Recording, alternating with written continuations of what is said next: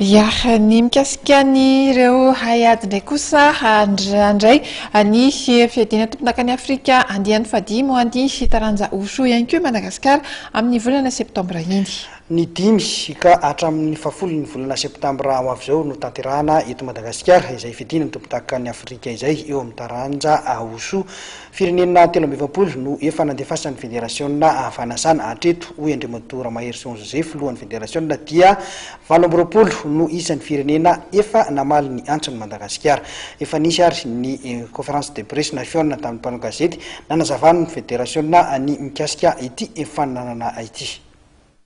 Taurine ny fandraisantsika ny Afrobasket-men latsaky ny 12 taona sy ny fiadiana ny tompon'akany Afrika teo amin'ny taranja baolina lavalava dia anjaran'ny federasiona ny Oso indray no ampetrano ny andiany fahadimy amin'ny fiadiana ny tompon'akany Afrika eo amin'izany taranja Oso izany. Ny 5 ka hatramin'ny 10 ny volana septambra 2024 avy zao no anatanterahana ity fananana ity.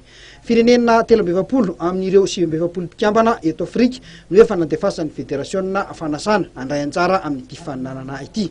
Hatreto hoy Andriamatoa Ramahery Joseph filohan'ny federasiona nandritra ny fiaonany mpanao gazety dia efa firenena 20 no namaly ny antso. Amin'izao fotoana izao dia mandalo eto Madagasikara ny sekretera generalin'ny Afrika Oso Federation na ny AFWF sy ny filohan'ny komite mpitantana ara-teknika hijery fotony ireo foto-drafitrasa sy ny pitsopitsony amin'ny fandraisana ireo vahiny maro be toy ny fampiatranoana ny fitaterana sy ny toerana andraisana ny fananana. Ona federation. Ny combattant ko vonona. Inona no tena mety hoe mampiavaka le atao amin'izy atao amintsika?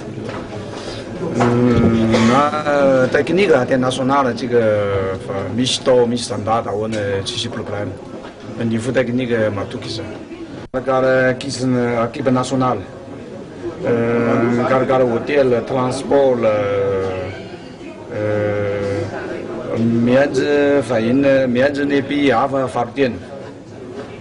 Sorasa nanana fa manao formation arbitre technique sy technique tsika.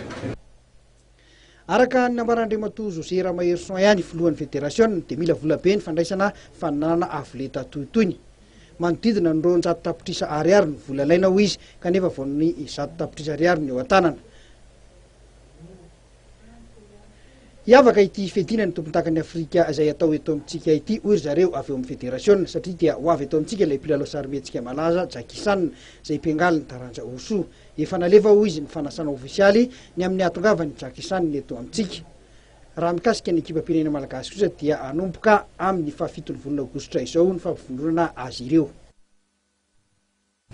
Amarana ny fotoantsika amin'ity hariva ity. Ary dia izay ihany koa vono entana isaorananao nahatra anjeritra amin'ny farany izao fandarantsika izao fisaorana ihany koa natolotra ireo namana rehetra izay niarany salata amin'ny fanatotosana izao fandarana izao ary dia mametraka ny haveloma mandra-peonao amin'ny herinan'io toy izao indray ary tompoko lasy tompoko vavy.